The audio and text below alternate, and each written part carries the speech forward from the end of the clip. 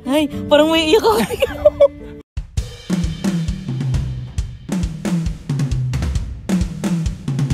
Alam niyo, ang sarap, ang sarap pagbalikan yung ginawa ng Diyos sa atin for the past 8 months na ginagawa natin yung album. Kayo, para sa inyo, ano yung pinakatumatak na awitin na talagang nagagamit nyo sa mga pang-araw-araw niyong buhay? Ikaw, Jel. Ako siguro lahat ng sagot natin, halos lahat, no? Pero yung sa bawat panahon, maliban na yun yung unang-unang song na nagkasama-sama talaga tayo. Ay, parang may iyak ako.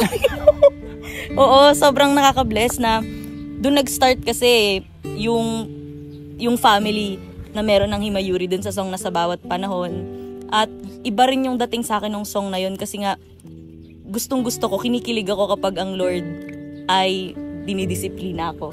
Ang ganda nung song na yun at parang ramdam na ramdam ko yung love ng Lord sa song na yun.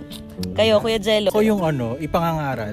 Kasi napansin ko kasi most Christians, kapag na-save na sila or na-save na tayo, I'm guilty about it. Kasi we tend to forget na ipangaral yung salita ng Diyos. Sometimes natatakot tayong i-share yung gospel kasi baka ma-offend yung tao or nakakahiya, baka hindi nila tanggapin. We cancel the opportunity for them, which is mali.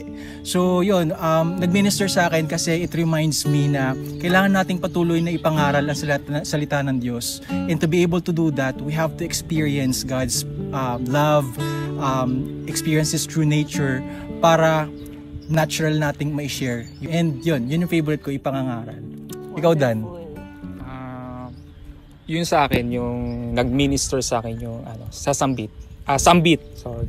Yung yung agreement doon sa pangako ng Diyos na tutuparin niya kasi ang sabi nga na doon sa Bible hindi mawawalan ng kabuluhan yung ating pagpapagal. So panghawakan talaga natin yung mga pangako ng Panginoon at huwag pagdudahan, kumbaga.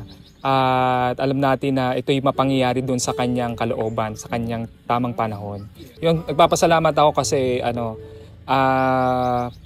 talagang napakabuti ng Diyos doon sa ginawa niya 8 months. Talagang hindi talaga, by the grace of God, hindi na talaga natin magagawa to sa sarili natin. Kundi talaga doon sa biyaya ng Diyos, kaya natin nagagawa ang mga bagay nito. Kaya talagang napakabuti talaga ng Diyos sa buhay ng bawat isa. Ikaw, bro, Estong? Sa akin naman, yung kompleto. Kasi siya tawag dito as a Christian, no? Mararanasan talaga natin yung pag-ibig ng Lord sa bawat sa atin na once na sinave pala tayo ni Lord na tayo kompleto na, hindi na magkukulang man, no? Kahit anong dumaan sa atin, mga tawag dito, mga pagsubok, still lagi kong nare-realize yung pag-ibig na inalay ng Lord sa atin, no?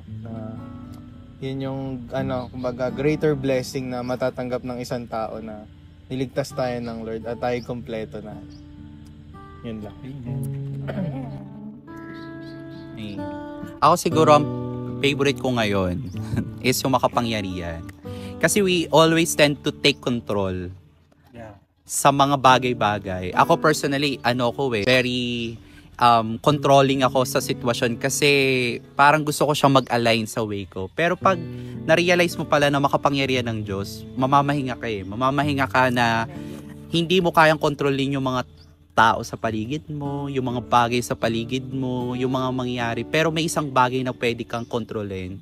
Is yun yung pananampalataya mo sa Panginoon, na sabihin mo sa Kanya, Lord, Ikaw talaga ang makapangyarihan sa lahat. At sa lahat ng bagay nito, ay alam kong Ikaw yung gagawa, Ikaw ang mapangyayari sa lahat ng panahon kung ano yung naisin mo. So, we just want to rest dun sa makapangyarihang Diyos.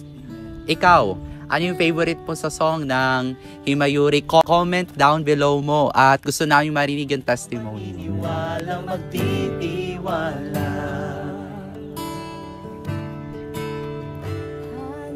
Hallelujah.